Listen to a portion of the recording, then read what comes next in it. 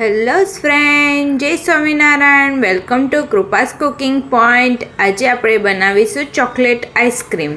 તેની માટે મેં અહીંયા 3 આ રીતના ઓરિયો બિસ્કિટ લઈ લીધા છે. તમે કોઈ પણ ચોકલેટી બિસ્કિટ લઈ શકો છો. આપણે બધા બિસ્કિટ લઈ લીધા છે. તેને આ રીતે હાથેથી તોડીને નાના નાના ટુકડા કરી દઈશું. તૈયાર કરેલ બિસ્કિટના ટુકડાને આપણે મિક્સર જારમાં લઈ લઈશું તેને ક્રશ કરવા માટે. મિક્સર જારમાં બિસ્કિટ લઈ લીધા છે. હવે તેને ક્રશ કરી દઈશું. અહીંયા ક્રશ થઈને રેડી થઈ ગયું છે. હવે તેને આપણે જોઈ લઈશું. તમે જોઈ શકો છો કે એકદમ મસ્ત રીતે ક્રશ થઈ ગયા છે. હવે તેમાં બીજા ઇન્ગ્રીડિયન્ટ્સ એડ કરી દઈશું. અહીંયા આપણે 1/3 કપ જેટલો મિલ્ક પાવડર એડ કરીશું. ત્યારબાદ તેમાં 1/4 કપ જેટલો શુગર એડ કરીશું. અહીંયા મેં બ્રાઉન શુગર લીધી છે. તમે નોર્મલ શુગર પણ લઈ શકો છો. ત્યારબાદ અહીંયા અડધો કપ જેટલી ફ્રેશ ક્રીમ લઈ લઈશું. ક્રીમ નાખવાથી આઈસ્ક્રીમમાં એકદમ ક્રીમીનેસ ટેક્સચર આવી જાય છે. ત્યારબાદ અહીંયા આપણે અડધો લીટર જેટલું દૂધ એડ કરીશું. અહીંયા ફૂલ ફેટ દૂધ મેં લઈ લીધું છે. ત્યારબાદ આપણે મિક્સર ગ્રાઇન્ડરમાં મિક્સ કરી દઈશું. અહીંયા મિક્સ થઈને રેડી છે. ત્યારબાદ તેને આ રીતના એરટાઇટ કન્ટેનરમાં કાઢી લઈશું.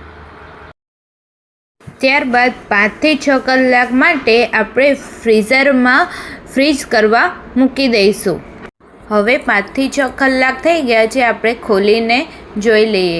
તમે જોઈ શકો છો કેટલો મસ્ત રીતે સેટ થઈ ગયો છે. હવે તેને ફરી વખત મિક્સર ગ્રાઇન્ડમાં ચર્ન કરી લેવાનો છે. આપણો બધો આઈસ્ક્રીમ મિક્સર જારમાં લઈ લઈશું. આ ચોકલેટી આઈસ્ક્રીમમાં તમારે જો વધારે કોકો પાવડર એડ કરવો હોય તો આ રીતે મિક્સર ચર્ન કરતી વખતે કાં તો પછી દૂધ એડ કરતી વખતે પણ તમે કરી શકો છો. આપણો બધો આઈસ્ક્રીમ આ રીતે મિક્સર જારમાં લઈ લીધો છે. હવે તેને મિક્સરમાં મિક્સ કરી દઈશું. તમે જોઈ શકો છો કે એકદમ મસ્ત રીતે સ્મૂધ અને ક્રીમીનેસ જેવું સ્ટ્રક્ચર છે. હવે તેને તે જ કન્ટેનરમાં આપણે કાઢી લેવાનો છે. ત્યારબાદ તેને 8 થી 10 કલાક માટે ફ્રીઝરમાં સેટ કરવા મૂકી દેવાનો છે. 8 થી 10 કલાક થઈ ગયા છે. હવે આપણે તેને ખોલીને જોઈ લઈશું. તમે જોઈ શકો છો કે કેટલો મસ્ત રીતે સેટ થઈ ગયો છે. તેને ચમચીની મદદથી આપણે બાઉલમાં કાઢી લઈશું.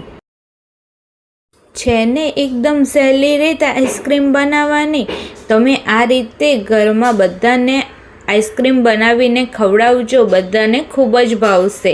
એકદમ મસ્ત અને ક્રીમીનેસ જેવો આઈસ્ક્રીમ તૈયાર થાય છે. જો તમને મારી આ રેસિપી ગમી હોય તો મારી ચેનલને લાઈક કરજો, શેર કરજો અને સબસ્ક્રાઈબ કરજો.